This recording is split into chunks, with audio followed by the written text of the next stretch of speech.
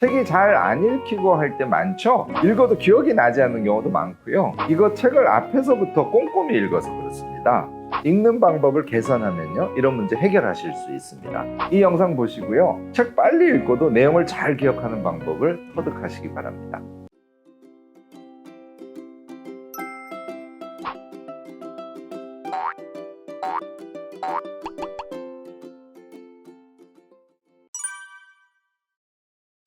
안녕하세요.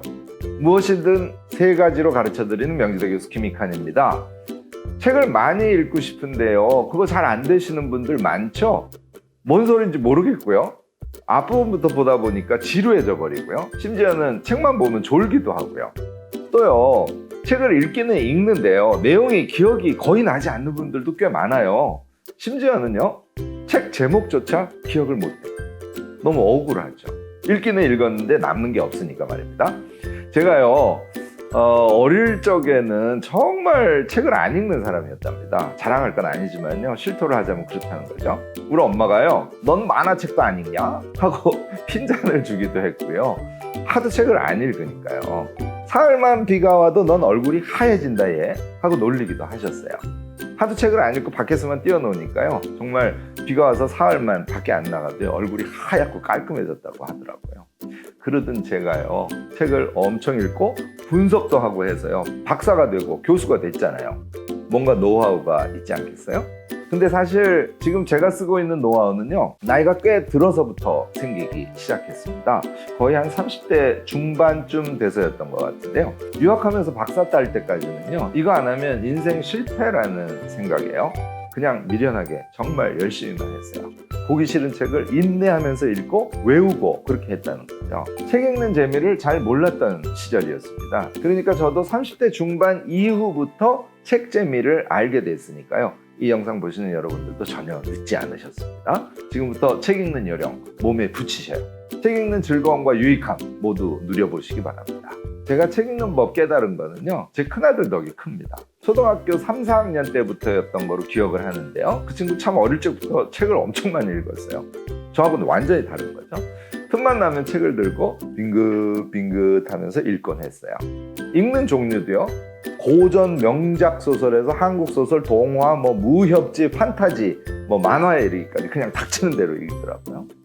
제가 그 친구 독서법을 보고 아차, 이거구나 했던 거예요. 이 친구는요, 책을 쥐면요, 그냥 아무데나 펼쳐서 슬렁슬렁 봐요. 장소도요, 책상에 반드시 앉아서 이렇게 책을 읽는 게 아니고요, 아무 데서나 그냥 보는 그런 스타일이었어요. 그걸 보고 제가요, 아하, 난 책을 너무 욕심을 내서 꼼꼼히 읽으려고 했구나 하는 깨달음을 얻게 된 거죠. 자식한테 독서법에 대한 깨달음을 얻었다니까 참 좀 웃기긴 하죠. 그래도 참 고마운 일이긴 했습니다. 우리가 왜 신문기사 볼 때 한번 생각해 보세요. 그거 어떻게 보죠? 종이신문을 보든 포털에서 보든요, 제목 등이 눈에 들어오는 대로 좀 관심이 가는 걸 우선 보잖아요.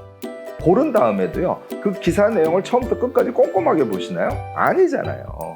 알고 싶은 걸 알면 그만이니까요. 좀 보다가 스킵하기도 하고, 한 반만 읽고 아하 하고 치우기도 하고 그러잖아요. 이게 우리 큰아이가 책을 읽는 방법하고 같은 거죠. 순서대로가 아니라요, 궁금한 거를 우선으로 해서 중간 봤다가 앞에 봤다가 뒤에 봤다가 하면서 책을 보는 거랑 같은 원리랍니다. 자기 관심 있는 걸 먼저 보는 거죠. 근데 신문 기사는요, 그렇게 자기가 보고 싶은 기사만 띄엄띄엄 봐도요, 아하, 이런 일이 있었구나, 아, 이거와 관련해서 이런 문제가 있는 거구나 하고 다 알잖아요. 꽤 기억도 하죠.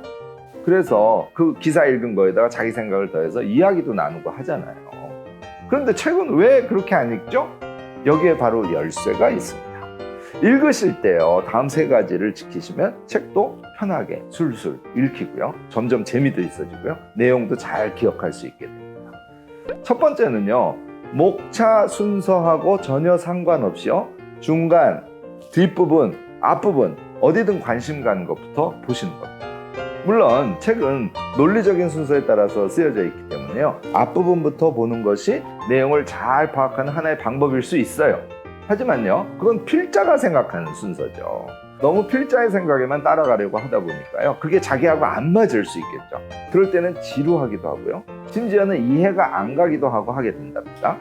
그런데요, 읽고 싶은 부분을 순서와 상관없이 중간중간 봐도요, 머리에 읽은 내용의 일부가 남아있다면요, 다 읽고 난 다음에요, 그것이 퍼즐처럼 맞춰져서요, 글쓴이의 생각을 파악하는데 전혀 이상이 없어요. 중간중간 보는 습관은요, 자기가 궁금한 점, 자신이 보고 싶은 점을 쫓아가면서 보는 것이기 때문에요, 앞에서 보는 것보다 자기 생각 위주의 독서법이라고 할 수 있어요. 앞에서부터 보는 습관은요, 그에 비해서 필자의 생각 위주 독서법이라고 할 수 있죠. 당연히 전자가, 그러니까 자기 생각 위주의 독서법이요, 우리에게 익숙하고요, 내용을 자기 것으로 만드는 데도 유리하답니다. 심지어는요, 중간부터 보면요, 읽다가 앞에 뭔 얘기를 했길래 이런 얘기가 나오지 하면서요, 앞부분을 읽고 싶게 만드는 그런 동력도 얻을 수 있어요. 책을 읽을 때는요, 반드시 자기가 알고 싶은 부분이 있어야 하고요, 그래야 아하 하면서 깨달아가면서 읽어야 지루하지도 않고요, 기억에도 더 남고 하는 거랍니다. 자, 두 번째 요소는요, 스킵하면서 읽는 거예요. 꼼꼼히 봐도 모르겠는데 띄엄띄엄 보라고요? 하실 분도 계시겠죠. 근데요, 제 경험으로는 그렇지 않아요. 알고 싶어하는 것이 있어서 그걸 알아가는 차원에서 읽는 것이 훨씬 더 중요합니다. 이거 역시 신문기사 읽을 때를 기억해 보시면 좋을 것 같은데요, 예를 들어서 코로나19에 대한 트럼프의 입장과 조치를 보려고 제가 하고 있다고 가정을 하면요, 어떤 발언을 했고 어떤 정책을 쓰려고 했는지만 볼 거 아닙니까? 읽다가 알아챘으면 어떻게 해요? 그만 읽죠. 읽다가 뭔 말인지 모르겠으면 어떻게 해요? 다른 기사를 찾아서 보잖아요. 책 읽으실 때도 똑같이 하시기를 저는 권합니다. 예를 들어서요, 대단한 돼지 에스더라는 베스트셀러 책을 제가 읽기 시작했어요. 에스더가 사고를 치는 것 중에서 음식을 훔쳐먹는 게 궁금해요. 이 돼지가 어떻게 했는지가. 그 돼지의 변을 어떻게 처리했는지가 또 궁금해요. 그럼 그 부분을 뒤적뒤적 하면서 찾아서 읽는 겁니다. 목차도 이용하고요, 이렇게 볼드체로 된 키워드를 이용해서 찾은 다음에요, 에스더는 호로 찬장을 여네? 헐, 음식에 관심이 없는 듯 가장도 한다고? 돼지가 머리가 엄청 좋구나. 변을 처리하느라고 큰 통을 구하러 엄청 다녔구나. 뭐 이런 식으로 그걸 알면 또 다른 파트로 가면 되고요. 물론 모르게 쓰여져 있으면 포기하고 다른 부분을 또 찾아서 읽으면 그만입니다. 신문을 그렇게 읽어도요, 자기가 관심 있는 것만 이해한 상태에서도요, 우리는 심지어 그날의 세상 일에 대해서는 필요한 만큼 충분히 알았다고 생각하잖아요. 책도요, 뒤적뒤적 궁금한 걸 읽어가면서 그 책의 대부분의 이야기를 충분히 알았다고 생각하시면서 읽으면 좋겠어요. 유독 책만요, 앞에서부터 꼼꼼히 하나씩 읽어야 한다는 강박 때문입니다. 세 번째는요, 표시를 하면서 읽는 습관을 기르시라는 겁니다. 근데 이렇게 하라니까 자를 대고 줄을 그어가면서 읽는 분들이 꼭 계시더라고요. 그렇게 정성스럽게 하면 오래 못하세요. 또 줄 긋는데 신경이 집중돼가지고요, 맥락을 이해한다든지 이해한 거를 몰입해서 자기가 기억하는데 방해가 될 수 있어요. 그렇게 하기보다는요, 가능하면 연필을 써주세요. 그래야 표시를 하거나 낙서를 하거나 하더라도 마음이 좀 가볍답니다. 그 연필로요, 크게 동그라미, 일부는 밑줄, 또 일부는 체크 표시, 이런 걸 해가면서, 또 필요하다면요, 좌우측 공간에다가 메모를 해가면서 보시는 걸 저는 권해요. 저는 사실은 거기에다가 포스트잇도 함께 붙이면서 읽습니다. 포스트잇 붙이는 거요, 이거 한 권 한 권 포스트잇이 붙어있는 책이 늘어나는 걸 보는 재미, 독서의 성취감, 뭐 이런 것도 있답니다. 이 세 번째를 하시고 마무리로 꼭 하셔야 할 것이 있어요. 저는 그렇게 뒤적뒤적 순서 없이 볼만한 것들을 쭉 다 본 다음에요, 목차를 열어서 한번 보고요, 기억을 더듬으면서 생각을 해보는 거죠. 물론 포스트잇 붙여놓은 부분을 앞에서부터 다시 쭉 훑어보기도 합니다. 그동안은 저의 관점, 저의 관심, 저의 논리 구조로 책을 뒤적거리면서 봤잖아요. 이번에는 저자가 이야기하고자 하는 논리 구조를 따라서 쭉 훑어보는 작업을 마지막에 하는 거죠. 물론 키워드 위주로 보면서요, 생각을 하는데 집중하셔야 됩니다. 이런 이야기를 하고 그 다음에 이런 얘기를 하고 아하 하면서 쭉 봐나가는 거예요. 이거 한 권 보는데요, 30분밖에 시간이 걸리지 않습니다.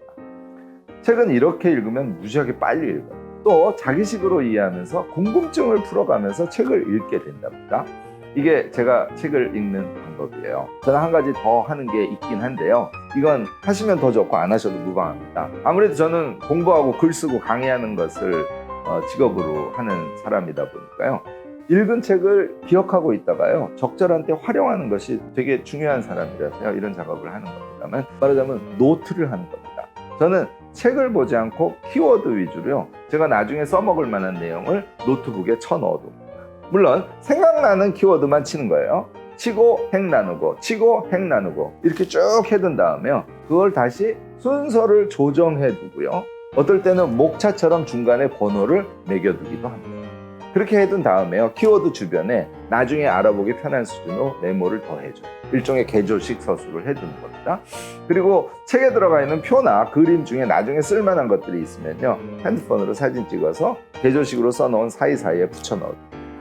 저는 논문 쓸 때나 강의할 때요, 이렇게 메모해둔 것을 아주 유용하게 자주 이용한답니다. 자, 어떠세요? 어렵지 않죠? 책은요, 사유의 깊이가 있는 사람들과 우리의 내면과의 대화랍니다. 깨달음을 주고요, 많은 지식을 머릿속에 깊게, 아주 깊게 넣어주는 참으로 보물 같은 존재예요. 제가 말씀드린 책 읽기 방법으로 여러분들 책과 더 친해지시고요, 책 속에 담긴 이야기들, 그것에 대한 자신의 입장이나 생각들을 많이 머릿속에 넣고 사는 그런 사람이 되시기를 바랍니다. 오늘은 여기까지 하겠습니다. 여러분 감사합니다. 모두 안녕. 오늘 영상이 유익했다면 구독, 좋아요, 알림 설정까지 부탁드립니다.